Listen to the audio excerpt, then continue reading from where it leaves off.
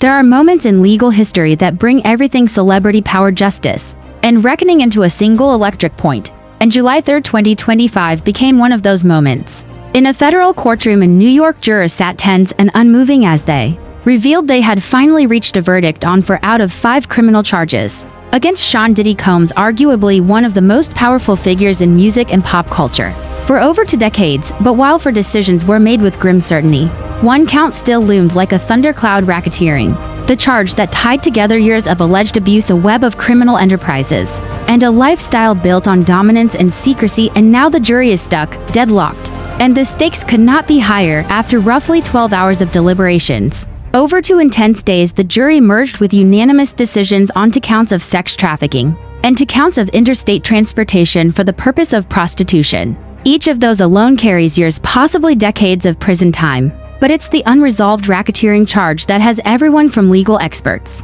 to public spectators on edge. It's more than just a legal technicality. Racketeering is what threads the needle through every accusation, every silenced witness, every whispered rumor of Diddy's so-called freak-offs. If the jury ultimately finds him guilty on that charge, the floodgates could open for further RICO prosecutions, asset seizures, and more victims stepping forward. For now, though, the courtroom is at a standstill. Prosecutors have asked Judge Aaron Subramanian to issue what's called an Allen charge, a judicial nudge meant to push jurors toward agreement when they're deadlocked. It's a rare, delicate tool and often controversial.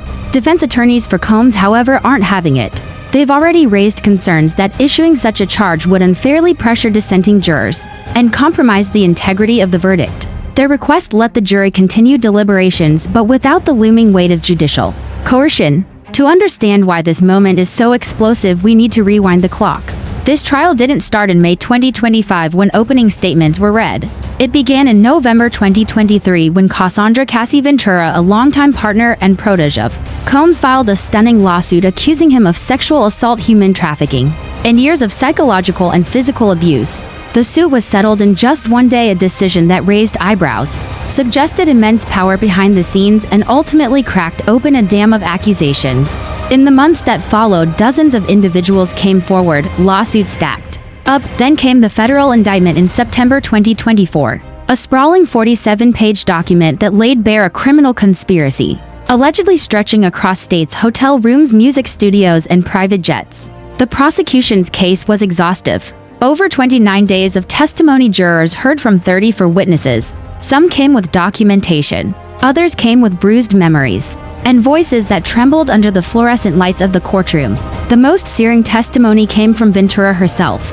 Heavily pregnant, 8.5 months, she took the stand for multiple days, recalling what she described as years of degradation and violence. At one point, she described freak-offs, a term that's since gone viral, as elaborate sex performances allegedly orchestrated by Combs. These weren't just orgies. According to testimony, they were humiliating rituals, often involving male sex workers, coercion, and psychological domination. Ventura's pregnancy became symbolic. As she told her story, the courtroom often fell into stunned silence. Her voice, soft but unwavering, forced jurors and the public alike to confront what happens when celebrity misogyny and unchecked wealth collide.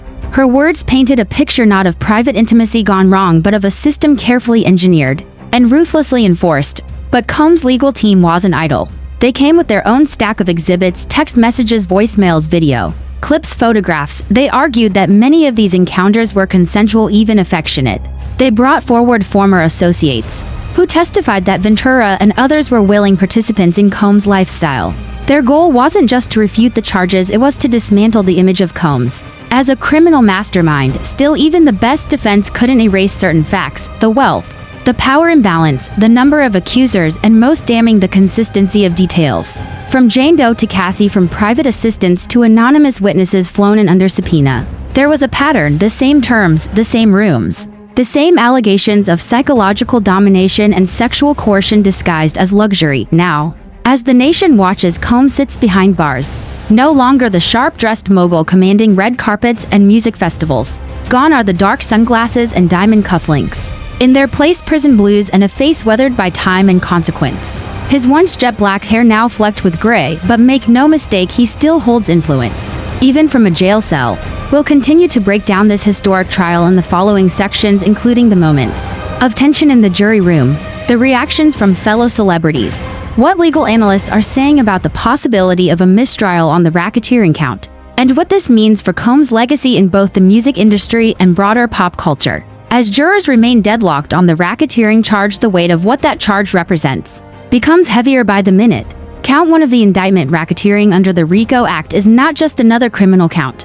It's the foundation, the glue, the core accusation that Sean Combs didn't act as a rogue celebrity engaging in bad behavior, but rather as the head of an organized criminal enterprise, a kingpin in designer suits. The racketeering charge alleges that his empire Bad Boy Entertainment, the Sean John fashion label, even his philanthropic ventures weren't just business tools, but vehicles for controlling victims, hiding crimes, and laundering influence. And so as the jury room reportedly grows tense, everyone in the courtroom knows, if the jury convicts on this count, Combs could face life in prison. If they can't agree, if they're split irreparably, the entire framing of this case changes. Instead of a man accused of building an empire through abuse and manipulation, he becomes a powerful celebrity guilty of horrifying individual crimes, but not of a systemic conspiracy. That distinction matters not just for sentencing, not just for the future civil suits that are lining up in the wings, but for how history will remember Sean Diddy Combs. Meanwhile, the prosecution's tone in the courtroom has shifted. Assistant U.S. Attorney Kendra Lasky, who led much of the government's case, pushed hard for Judge Subramanian to issue the Allen charge, and she didn't mince words. Your Honor, the jury has been deliberating for just 12 hours. We're not at a point where we accept deadlock. We ask that the court remind them of their duty. The message was clear. The government believes the jury can and must push through the impasse. But the defense, led by high-powered criminal attorney Morris Wexler, countered with equal ferocity. The risk of coercion is too high. 1 or 2 jurors are holding out for what they believe is right. We ask the court not to compromise that in pursuit of expediency. It was a risky stance, but also a calculated one. The defense knows that the longer deliberations continue, the more cracks in consensus can form. One juror wavering on the remaining charge could suddenly start second-guessing the ones they already agreed on. That's how mistrials are born. While the legal debate raged inside the courtroom, outside the scene was something entirely different.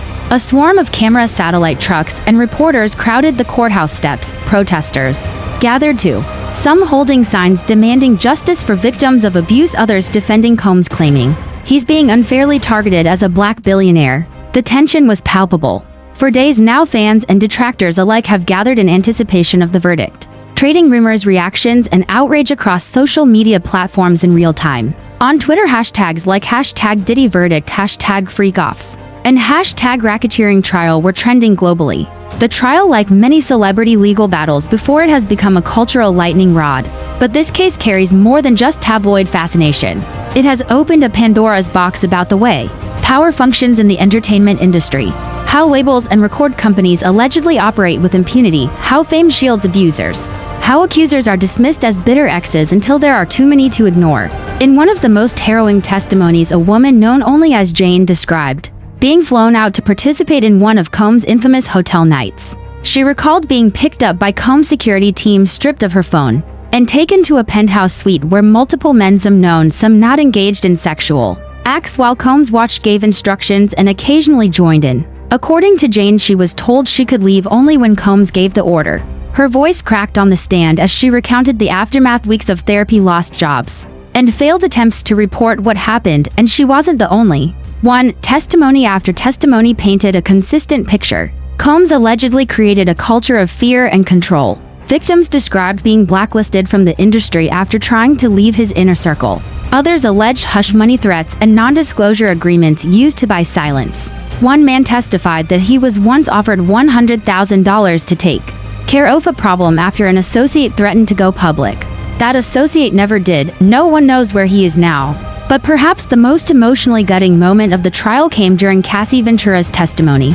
A once rising R&B star signed to Combs' label, Ventura became the face of both his musical legacy and his darkest accusations. Her testimony was not just about what happened to her, it was about how a dream turned into a prison. She described initial years of romance and mentorship followed by surveillance, isolation, and violent outbursts. One night, she said, Combs broke a glass bottle in a hotel room and held the jagged edge to her face while screaming threats. He told me he made me and he could destroy me, she said, holding her pregnant belly protectively as she spoke. The gallery wept during her testimony. So did jurors, so did reporters. Combs' defense, of course, painted a different narrative.